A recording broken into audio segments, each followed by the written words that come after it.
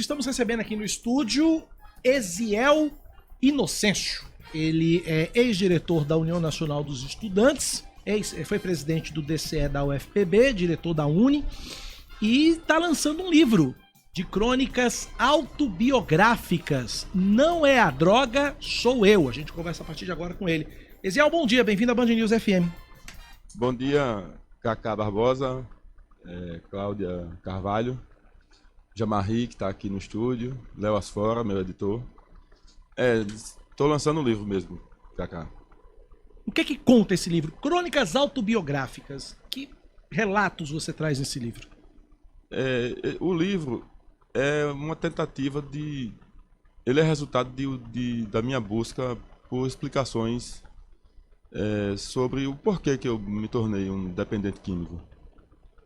Mas eu digo que atrás dessa explicação, eu terminei descobrindo algo bem maior. Uma explicação da minha vida. E eu acho que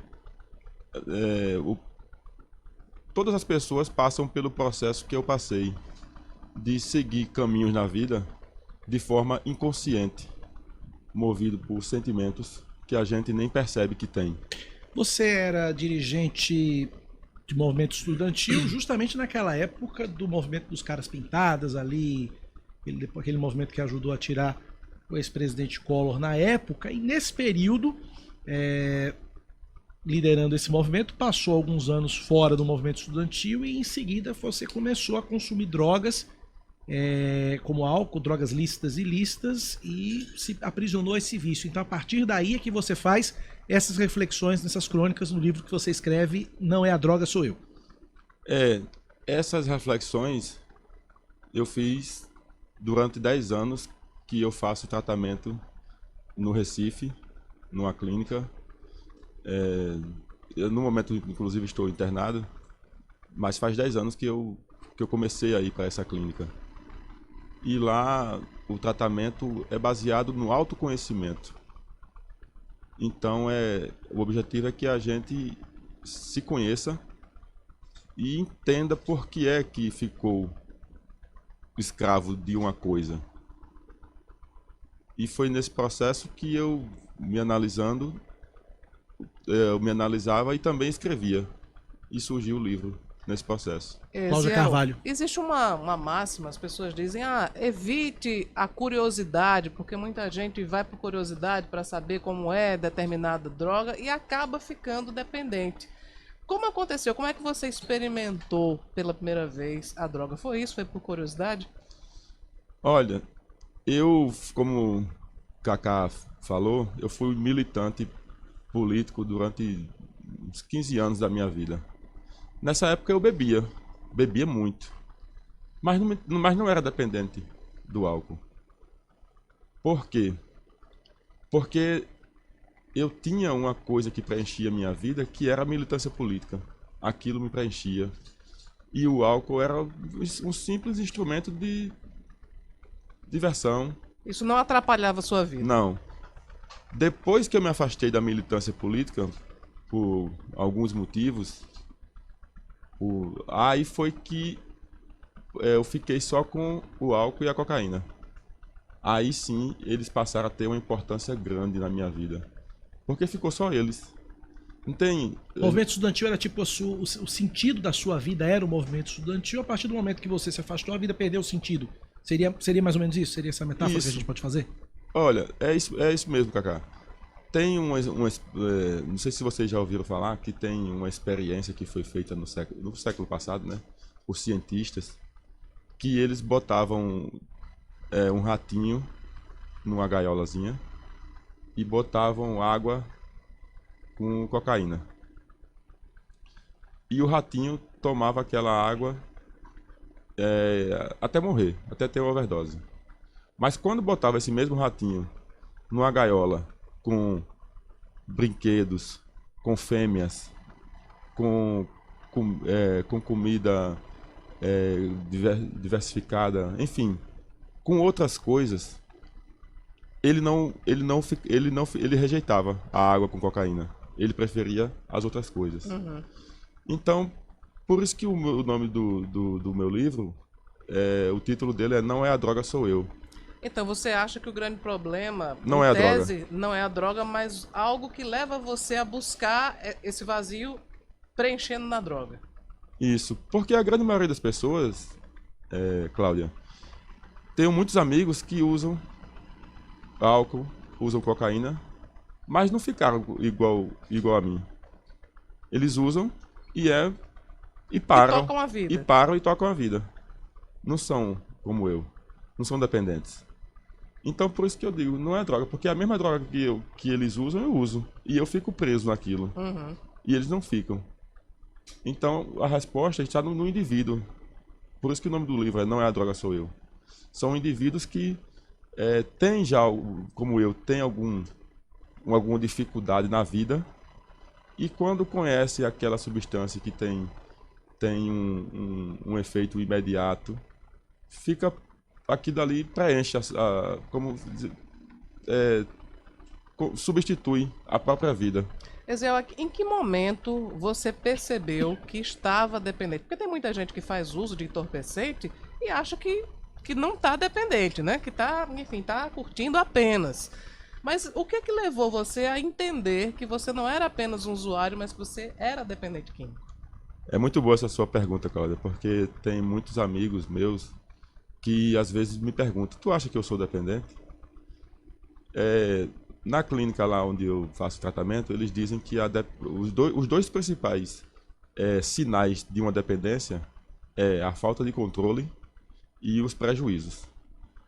Quando você perde o controle, você planeja beber ou cheirar cocaína só determinada quantidade, mas você não consegue parar naquela quantidade que você planejou. Você sempre vai mais, sempre usa mais do que o planejado. Você falta ao trabalho. E, exatamente, você gasta muito mais do que gasta deveria. muito mais. É a falta de controle. Ou então você começa a fazer uso diariamente, né? Você vive em função daquele momento em que você vai fazer isso.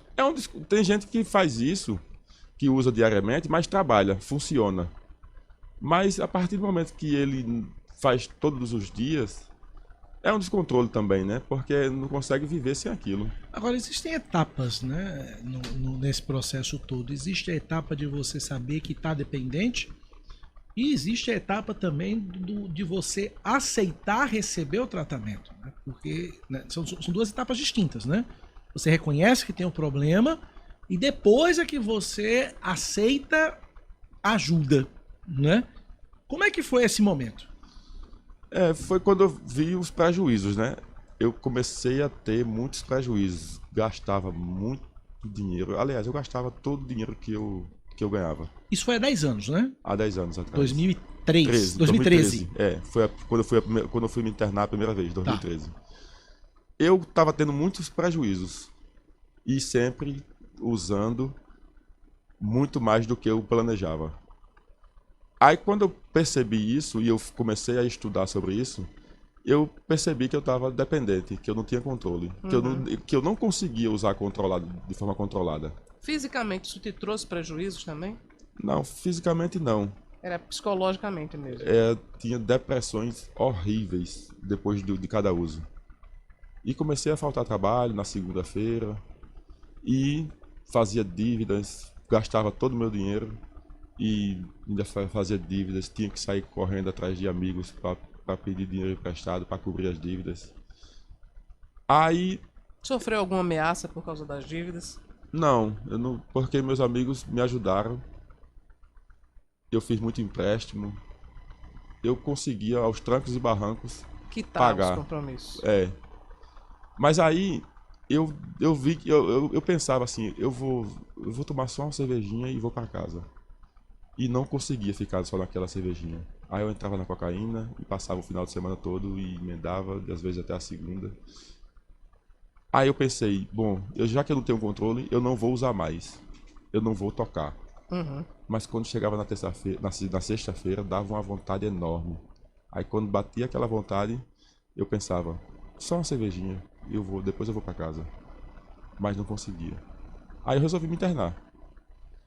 E na internação eu comecei toda essa reflexão sobre o porquê disso. Por que Recife? João Pessoa não oferecia um tratamento a contento, não tem um estabelecimento assim bacana para atender dependentes químicos?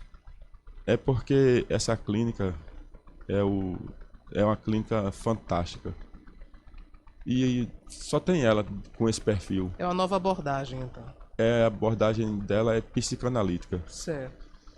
Então, quando eu pesquisei e eu encontrei ela e li sobre ela, né, tinha um site e falou que, e no site dizia que o tratamento era baseado no autoconhecimento, aí eu me identifiquei na hora. Você que procurou esse tratamento? Foi, porque eu não estava conseguindo parar. Tá. Eu já sabia que era dependente. Normalmente as pessoas é que indicam, rapaz, tem uma clínica ali, vamos pra lá, né? Mas no seu caso não, você que tomou essa iniciativa, não precisou ninguém chegar pra você e te indicar e te levar pra clínica, é isso? Não, eu senti que eu estava precisando, porque eu queria parar e não estava conseguindo parar. Ok. Aí eu pensei, eu tenho que me internar, é o jeito. Chorei, porque eu não queria, eu nunca tinha sido me internado e eu não queria, mas eu não conseguia parar. E eu ficava assim, ó. Eu dizia, vou tentar mais uma vez parar sozinho. Se eu usar de novo, eu vou me internar. Aí eu usava de novo. Aí dizia, não, vou tentar só mais uma vez. Eu passei acho que uns 2 anos tentando. Não, só mais uma vez. Mas não conseguia parar. Aí eu resolvi me internar. Aí pesquisei a clínica. Quando eu conheci essa, aí eu disse, é essa. Porque eu sei que eu tenho que descobrir algumas coisas de mim para poder me livrar disso. E a única que faz esse trabalho que tem essa linha psicanalítica de autoconhecimento é essa. É o Instituto Recife de Atenção Integral às Dependências. Você disse no começo da entrevista que ainda está internado, é isso? Estou. Cheguei lá no dia 22 de dezembro. Então estou lá há 3 meses. Essa internação, né? Uhum. Mas de 2013 para cá, eu me internei muitas vezes, eu perdi as contas.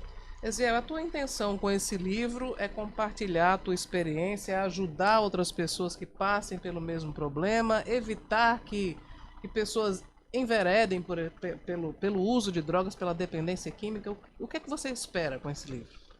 Olha, o livro, em primeiro lugar, é um desabafo. E não é fácil fazer esse desabafo, né? Não, mas eu precisava, eu não conseguia suportar sozinho aquele... Internação é muito ruim. Por mais que a clínica seja boa, mas ficar privado da sua liberdade de ir e vir da hora que quiser, para onde quiser, é ruim. E o tratamento psicanalítico, você vai fazendo muitas descobertas que às vezes são dolorosas. Você descobrir quem é, descobrir suas fraquezas, Então eu queria dividir isso com alguém. E o livro é tentando dividir com alguém. Uhum. Eu sei que vai servir para muita gente. E veja só, não só pessoas que têm problema com dependência. Porque eu vou dar um spoiler aqui do livro. Fique à vontade. Deixa eu registrar aqui. Ana Maria Laurindo Pereira está dizendo aqui na live: Força, Eziel, você é muito importante para nós. Obrigado, Ana Maria. Aqui pelo Instagram. Ela me acompanha porque eu faço algumas vezes postagens nas redes sociais. E a Ana Maria sempre está lá me apoiando. Uhum. Pois é, tá aqui acompanhando você também na live do Instagram. Nosso ouvinte Fred nos bancários já quer saber onde é que tem o livro. E vamos falar sobre o lançamento. Você vai lançar agora dia 4, é isso? Isso, dia 4 do 4, 4 né? de abril. 4 de abril. O local é o Casarão 34. Fica ali em frente à Praça do Bispo. Quase em frente à Arquidiocese. Facinho de achar. Praça do Andalto, né? Que chama? Isso, Praça do Andalto. Casarão 34, dia 4, às 19 horas. Então, o livro... no livro, eu digo que todos nós somos movidos por sentimentos que muitas vezes a gente não percebe que tem. Uhum. E eu descobri quais são os sentimentos que me movem e que me fizeram me tornar... Eu sou um dependente desde sempre. Eu tenho carências, medos, E a droga só se encaixou nisso, né? Então, eu queria que as pessoas todas fizessem algo parecido com o que eu fiz. Se analisasse e avaliasse se o caminho que está seguindo na vida é uma escolha racional ou se é resultado de algumas dificuldades, de alguns sentimentos, às vezes de medo, às vezes de vergonha, enfim. Eu descobri isso. Eziel, nós temos aqui público imenso nos ouvindo nesse momento e eu sei que temos famílias que nos ouvem nesse momento e que passam pelo problema de alguém da família estar mergulhado no mundo das drogas. E eu queria que você, diante de todas as suas experiências, diante de todos os seus relatos, diante do que você escreveu no livro, o que você diria para essas famílias agora que estão ouvindo teu relato e estão dizendo, rapaz, eu estou vendo isso na minha casa com meu filho, com meu sobrinho, com meu marido, com a minha esposa. Especialmente quando se perde o controle. Especialmente, né? Quando se perde o controle. O que você diria para essas pessoas agora? Em primeiro lugar, tem que conversar muito. Porque, como você falou, Cacá, o primeiro passo, e talvez um dos mais difíceis, é a pessoa reconhecer que está doente, que está precisando de ajuda. Tem amigos meus que dizem, eu paro de beber na hora que eu quiser. Mas vive morrendo, se arrastando, com muitos problemas de saúde, e vai se arrastando beber e não para. Então não é quando ele pensa que que está agindo por decisão, mas não está. Ele já está meio que aprisionado e nem percebe. Então a família percebe, né? Quando vê os prejuízos. E quando a pessoa não reconhece, é porque ela quer continuar. E ela sabe dos prejuízos, mas quer continuar porque tem um prazer também.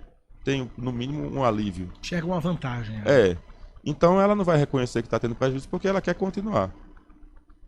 A não ser quando chega numa situação muito drástica e a pessoa resolve não arcar com os prejuízos. Então, o que a família tem que fazer é conversar. Olha, a gente está vendo que você está tendo muitos prejuízos. Você não quer conversar sobre isso? Você não quer tentar parar? Você não acha que essa coisa que você está fazendo está lhe trazendo prejuízos demais, né? Porque enquanto a pessoa não tiver vontade, não sentir prejuízo e não decidir